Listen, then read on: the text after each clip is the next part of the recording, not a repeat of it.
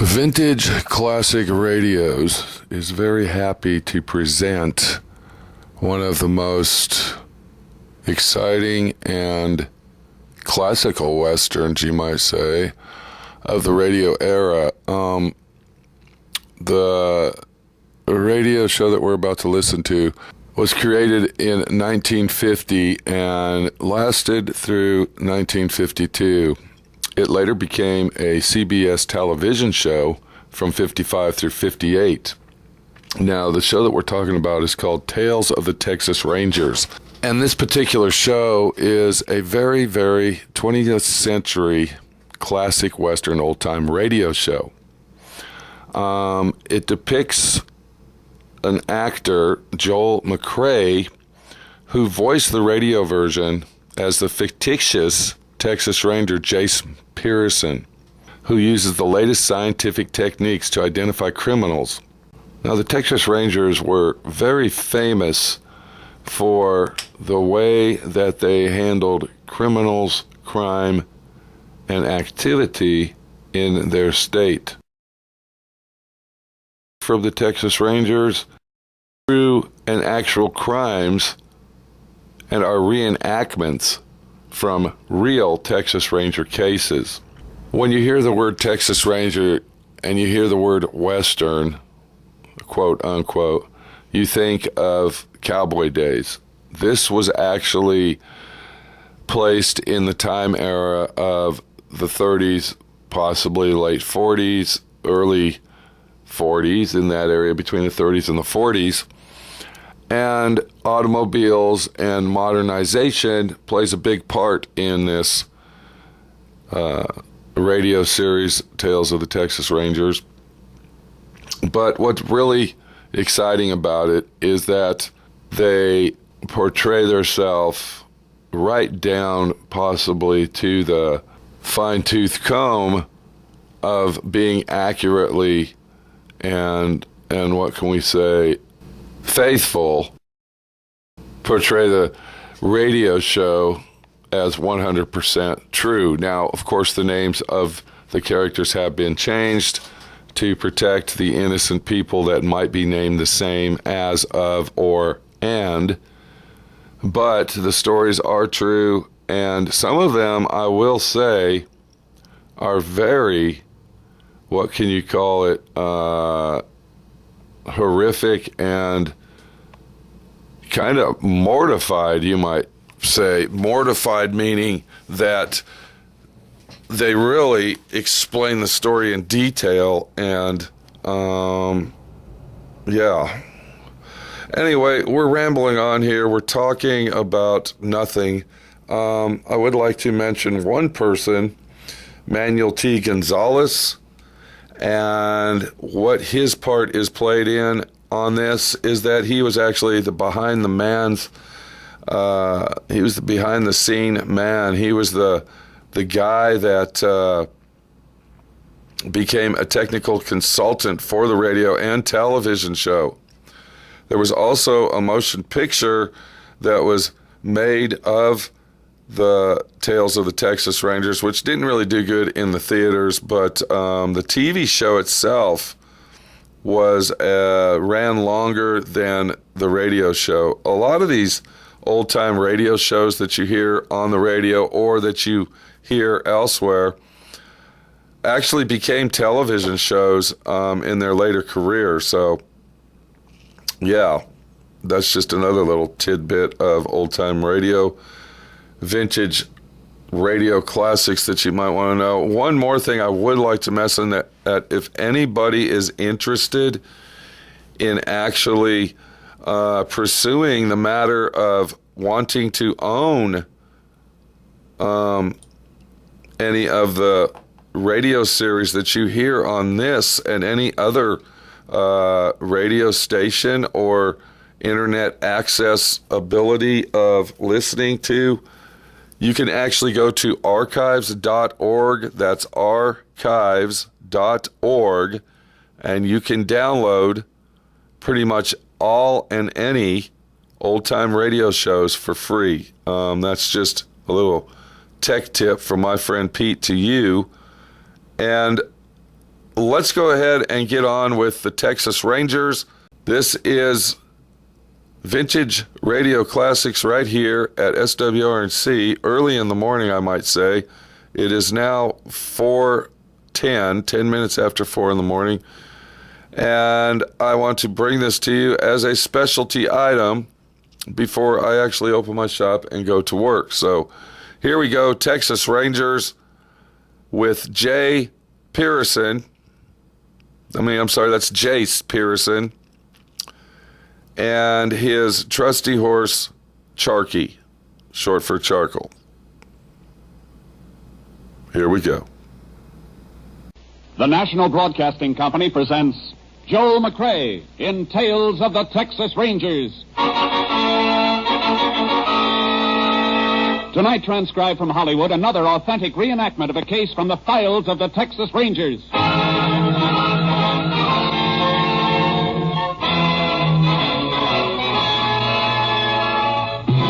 Tales of the Texas Rangers, starring Joel McCrea as Ranger Jace Pearson. Texas, more than 260,000 square miles, and 50 men who make up the most famous and oldest law enforcement body in North America.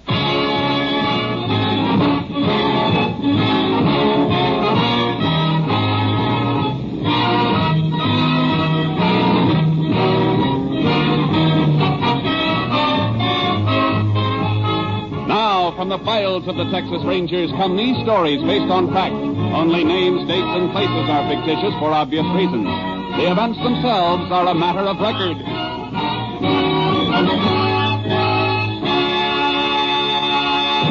Case for tonight, square dance.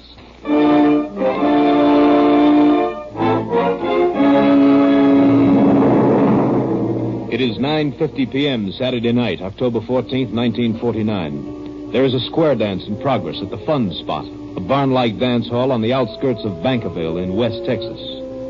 Mrs. Mort Rogers, a rancher's wife, is seated in a corner, waiting for her husband to return with some soda pop. She looks up as a stranger approaches. Well, looks like I found me a pretty little wallflower. How come you ain't dancing, man? Reckon I'm a little out of breath from the last one. My husband went to fetch me some soda pop. Good. While he's fetching it, you and me can dance. Another couple needing that square over there.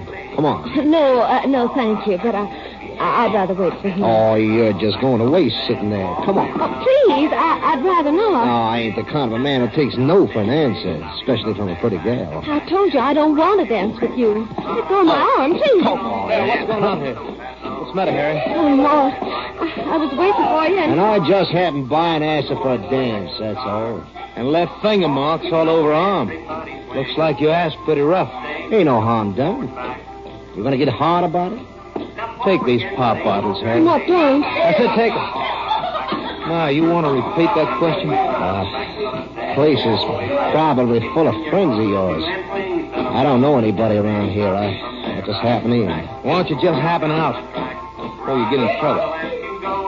Go ahead, beat it. All right. Maybe I'll meet you alone sometime. Anytime you want to try. No, Mort, please.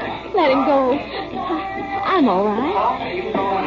Always seems to be somebody like that, wandering in where people are having fun. Forget about him. He went out. Now, drink your pop. Here. Look at you, honey. You're shaking. Not from here. There's a little chilly in here now, that's all. Where's that little jacket you brought? I left it out in the car. I'll go fetch it for you. Ain't that cold, Mort? Oh, no. Just turning blue or something. All right. Would you mind getting it for me? Oh, I said I would, didn't I? Any more strangers ask you to dance, hit them with that pop bottle. I'll be all right. Jacket's in the back seat. All right, I'll find it.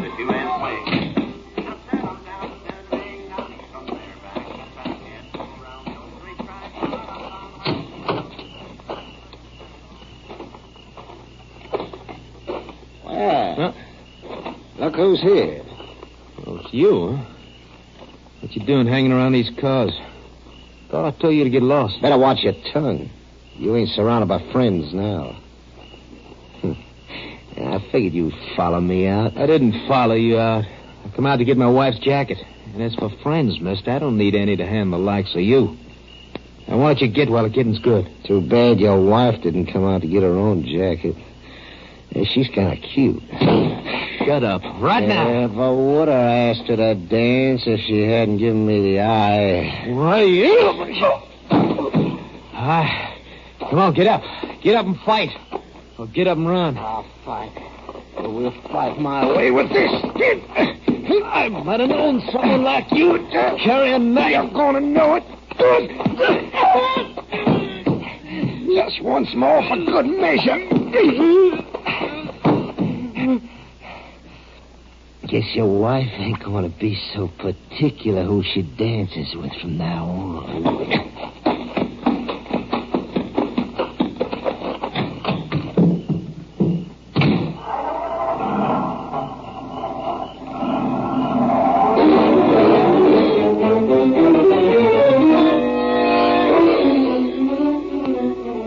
Rogers failed to return to the dance. His wife came out to look for him. Her screams as she found the body brought dancers streaming from the hall. Somebody summoned the sheriff, and he in turn called for the help of a Texas ranger. Ranger Jace Pearson was assigned. He arrived at the parking lot outside the fun spot shortly after midnight.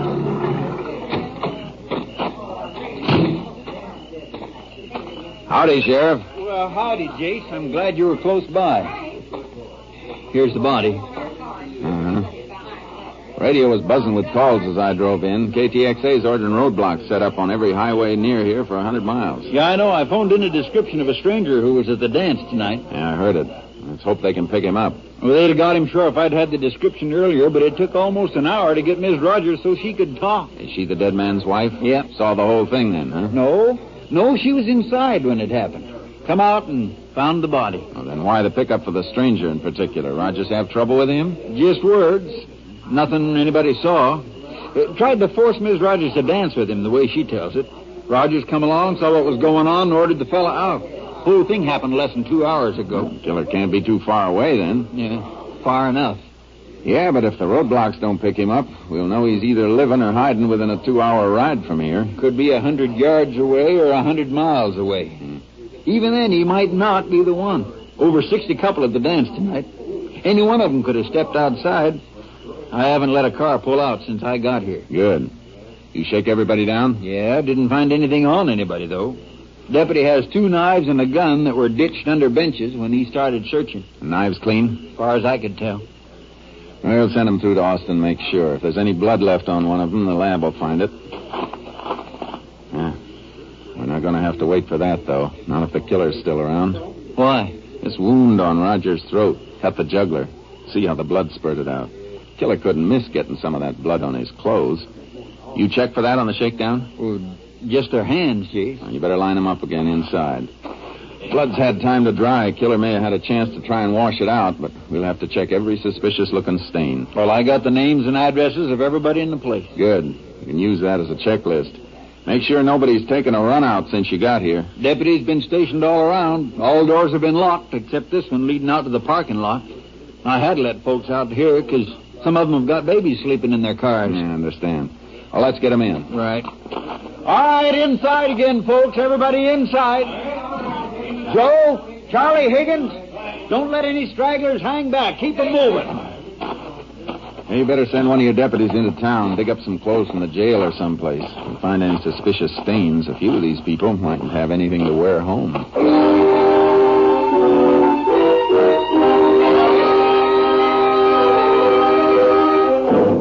The sheriff's list checked out 100%. Nobody'd run. A couple of cowpokes had stains on their shirts and jeans. We took their clothes and sent them through to Austin for analysis. Next morning, I got my report. A long-distance call from my chief, Captain Stinson.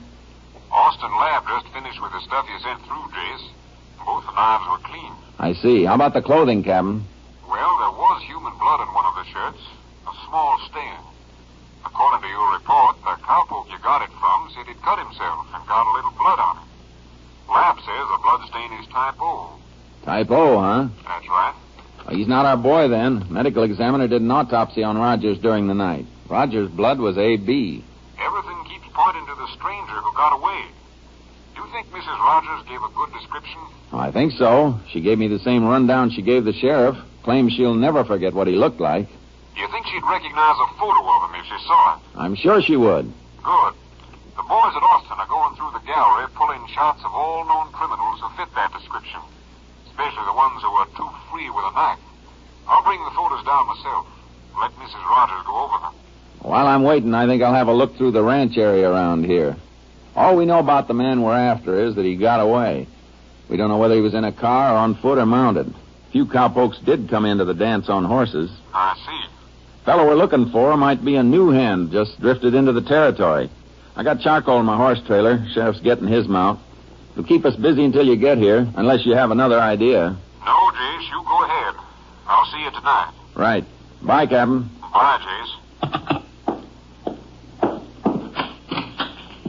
Ready, Sheriff? If you are, my mount's all saddled. I'll get charcoal out of the trailer. Let's go.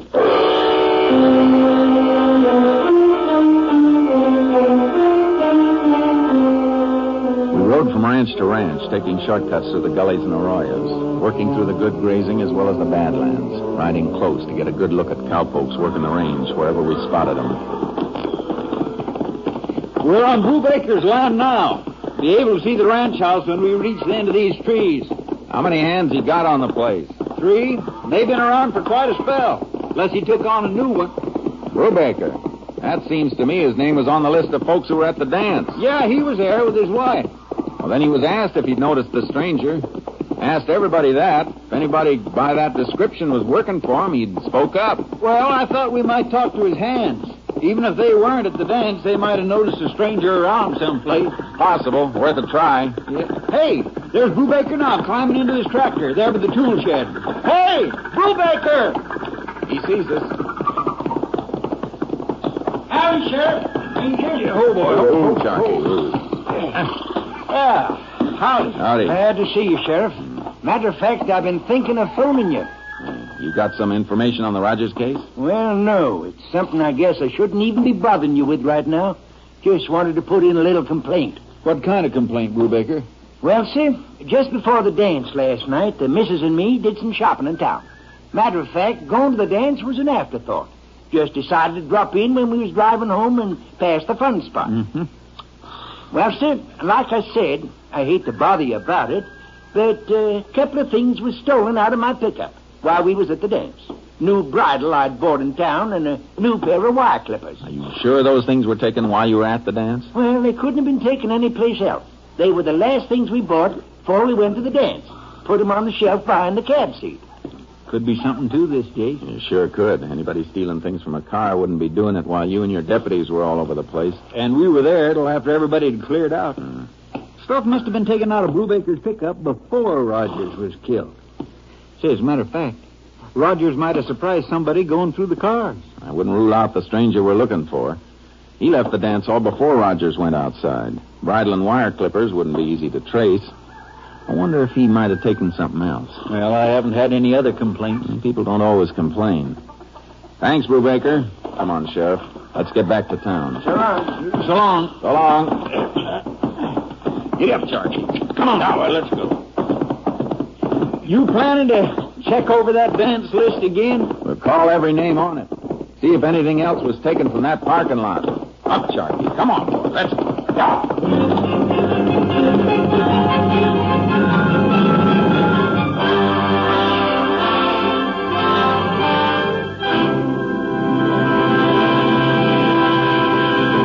In just a moment, we will continue with Tales of the Texas Rangers, starring Joel McRae as Ranger Jace Pearson. 3 chimes mean good times on NBC. Tonight, over most of these NBC stations, Theater Guild on the Air will feature Raymond Massey and Shirley Booth in Ethan Frome. Mr. Massey also starred in the play's original production in 1936, while Miss Booth is well known for her dramatic performances on radio and the Broadway stage. Remember to hear them on the Theater Guild on the Air presentation of Ethan Frome tonight. We continue now with Tales of the Texas Rangers and tonight's case, Square Dance, an authentic story from the files of the Texas Rangers.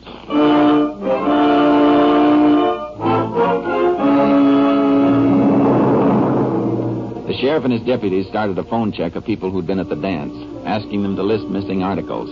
Meanwhile, Captain Stinson drove in with the gallery shots of possible suspects.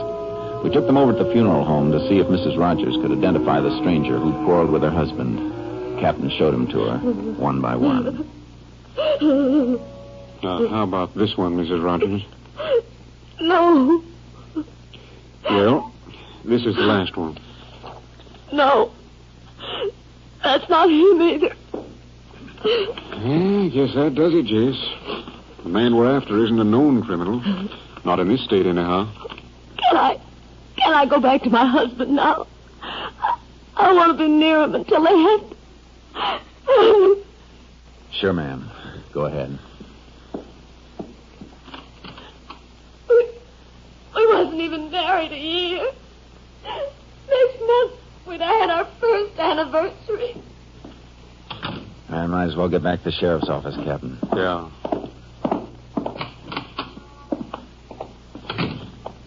A young bride like that. A nice future the killer left her. We gotta get him. I'll stay on until Hey, Captain! Oh, there's the sheriff now. Looks like we've hit something on that phone check, Jace. Deputy just got a call from Perney Richards. Not the old man, but Perney Jr. Something missing from his car? Yeah, lady's Hamilton wristwatch. Perney bought it for his gal's birthday. Left it in the glove compartment of the car. Was fixing to surprise her with it today. Hey, that's gonna help, Jace. Plenty. New purchase like that, the jeweler will have a record of the serial number on the watch. Killer might try to sell it or pawn it someplace. He might just give it to some gal. I don't think so. Man we're after doesn't sound like he'd have a gal of his own. Come on. Let's get a rundown on that watch.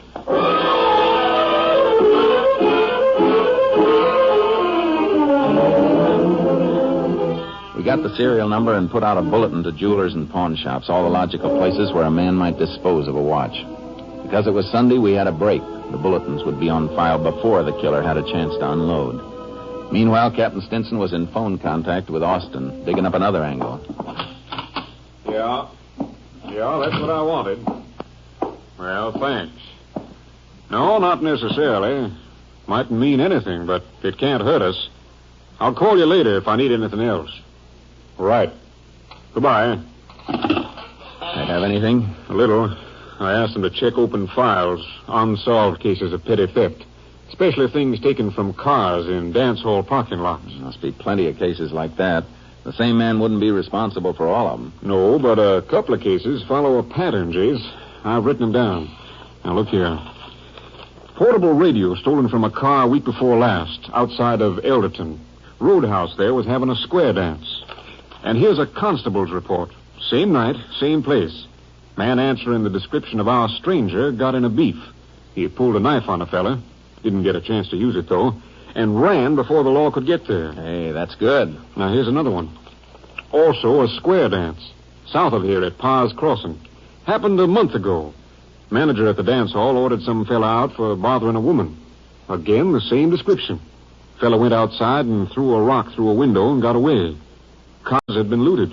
That's our boy, all right. Yeah, but we still don't know who he is. Something we do know, though. Look at this county map. He's been here in Bankerville, west of here in Elderton, and south of here at Pa's Crossing, all within a month. Yeah, that's right. Means he must be living in this area or hanging around at someplace. And draw a circle around the 3 spots he's been seen at. Gives us a radius of about 40 miles in any direction. And that fits, because he wasn't picked up in the roadblocks. I don't know, Jace. He's been a stranger in all 3 places. And they're the only towns around here. Most of the area in the middle of your circle is hill country and badlands.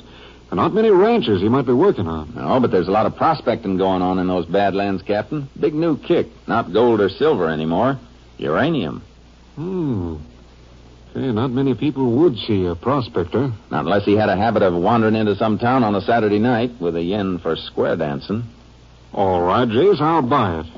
What's your move? Thought the sheriff and I might do a little prospecting, too. Uranium? No. A man with a knife.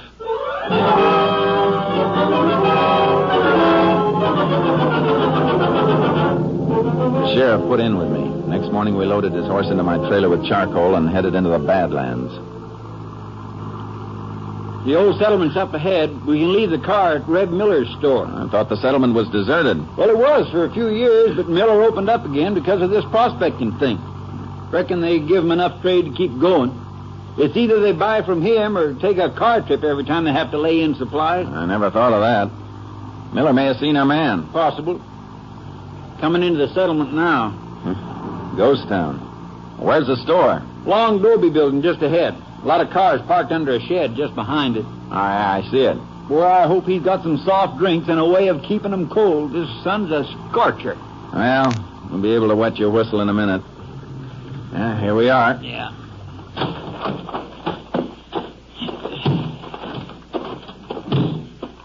Hardly think Miller could make a living here. Well, there's just him and his old lady. I reckon they don't need much to get by. Looks like we'll be his only customers. Hello? Anybody here? Oh, well, land. If it ain't Sheriff Gruner, howdy. Howdy, Miss Miller. This here is Ranger Jace Pearson. Hello, son. Where's Reb, Miss Miller? Oh, now he's just plain gonna die 'cause he missed you, Sheriff. But he drove up to Ellerton to see the doc. She's back again. Oh, that's too bad. But he'll be back for supper if you can stay. We might have to. Depends on whether or not you can help us. Somebody here can help us, all right. What is it, Jace? Take a look in this showcase. Well, I'll be.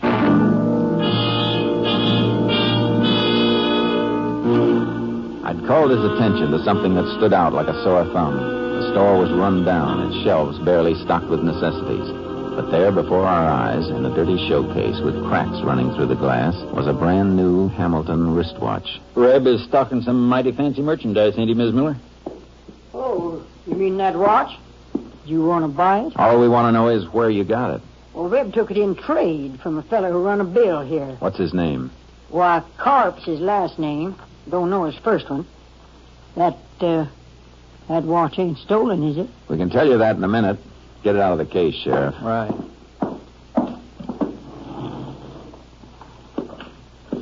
You remember the serial number? Yeah, I got it written down in my book. Pry the back cover off. Yeah, fingernails won't do it. I'll have to find something. When does Carp bring the watch in, ma'am? Well, yesterday, Sunday. Reb's always trusting people, you know. Carp owed him more than $20. Instead of cash, he give Reb the watch and a pair of wire clippers. Wire clippers? You hear that, Sheriff? I sure did. I'll have this watch case open in a minute. Oh, I told Reb not to trust nobody. Reckon Carp wouldn't even trade here if he had cash. Couldn't give Reb no money. Oh, no, but when he come back yesterday, he had a new bridle for his horse. Reckon he had to pay cash for that someplace. You're reckoning wrong, Mrs. Miller. He got that bridle the same way he got the watch and wire clippers. Yeah, that does it. Here's the number, Jace. H427991. H4279. That's it, all right. Carp's our boy. Where is he? Well, he's out in the hills, I reckon. He saddled up and rode off after he brought our car back yesterday. He had your car? All Saturday night, Sheriff. You know Reb. He'll lend anything to anybody. That's why we ain't got nothing ourselves. Carp never even paid him for the gas he used up. Then he had the nerve to borrow his shirt and jeans while he used my tub to scrub out his old clothes. And water scarce as it is. Don't need two guesses what he was scrubbing for, Sheriff. You can say that again. Come on, Sheriff. Let's get the horses and move. Well, look here, don't you want to know what he looks like? Thanks, ma'am, but that's something we already know.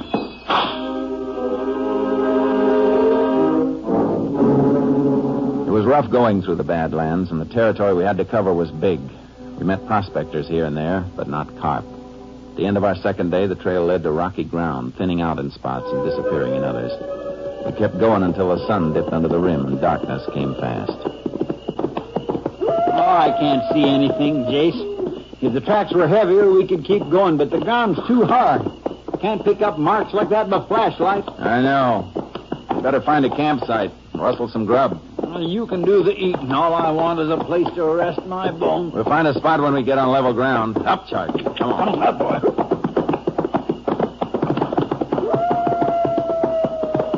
Sheriff. Yeah? It's like somebody solved our camp problem for us. Over there at the right.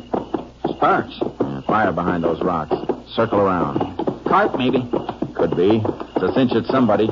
Let's ride for it. Up, boy. Come on. Come on, come on. See the fire now, Jace. Man getting up. He can't see us yet. Here's us coming. Looks like a big fella. Carp is big. Mrs. Rogers said about 6'3". His horse is there, Jace. He's moving over toward it. He You'll be able to see us in a minute. Drift away from me. Leave a little distance between us. All right. Get over, boy. That's good. Seems to be waiting. Yeah. Don't go all the way in mounted. Pull up and we'll walk to him. Whoa, Chuck. Oh, boy. Oh. All right. Keep the same distance. Who's that out there? We're looking for somebody. Who? I'll tell you in a minute. Keep your eyes open, Sheriff. Maybe you better tell me now. A fellow named Carp. Is that you? What do you want to see Carp about? It's kind of a personal matter. Unless you're Carp. He ducked behind his horse, Jason. You stay right where you are. Hold it, Sheriff. Ooh, Chuck. Ooh, boy. Pulled the rifle from his saddle holster. You fellas better get mounted and ride off. I don't like anybody sneaking around me at night. And I don't like getting mounted and riding away from a fire. Makes my back too good a target. Say, you look like a Texas Ranger. You got good eyes. And I'm a sheriff, Carp, so don't try anything funny. Put that rifle down and let's have a talk. Oh. Well, what do you want? What do you want to see me about? I want to invite you to a square dance. You hit the dirt, Sheriff. He dropped down. Roll behind the fire, Jace. I can't see him. Can't see us either. Must be close behind that fire. Shoot into it. Chip sparks off that heavy log that's burning. Might be able to shower him with a big hot foot. All right. Say when. Let go. That did it, Jace. He's up. Drop your gun, Carp. I'm it. You hit him, Jace. There he is. And there's his gun on the ground. Gun stock split. That's what I hit, not him. Shock knocked him out. Yeah. Just the same. He's out cold. And while he's laying here, I might just as well get these cuffs on his hands. Look out, Sheriff! Cut your heart out! Drop that knife! Let it go! Oh, my arm! Thank you, Jace. He almost planted that in my ribs. Yeah, it's something he won't try again. Come on, Carp. Get up. Save your story for the jury, Carp. Maybe you can tell them how to be a big hit at a square dance. Come on, get moving.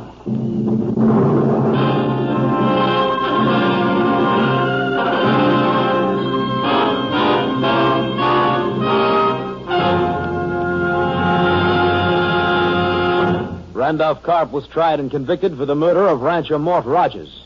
The final piece of evidence against Carp was a bloody fingerprint on the steering column of the car he had borrowed from storekeeper Reb Miller. It was Carp's right thumbprint, and the blood specimen matched the type of the slain man. Carp was sentenced to Huntsville Penitentiary for a term of 99 years.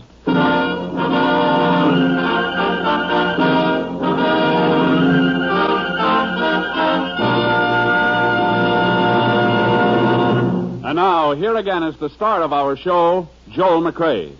A famous Texas Ranger was once asked what he considered the most important quality in a ranger. Well, he pondered, I liken a good ranger to that broad-brimmed hat of mine hanging over there on that old steer horn. It's made of some sort of fabric that holds up. It takes the toughest handling I've ever seen. Must be in the character of the material, I guess, because as old as that hat is, it's never showed a sign of going to pieces. I never did like hats or men that'll come unglued. Good night, folks. See you next week. Next week, Joel McCrea in another authentic reenactment of a case from the files of the Texas Rangers. Joel McCrea is currently seen starring in the MGM production Stars in My Crown. Tonight's cast included Tony Barrett, Lou Krugman, Betty Moran, Parley Bear, Byron Kane, Joe Forte, and Jeanette Nolan. This story was transcribed and adapted by Joel Murcott, and the program was produced and directed by Stacy Keach. Hal Gibney speaking.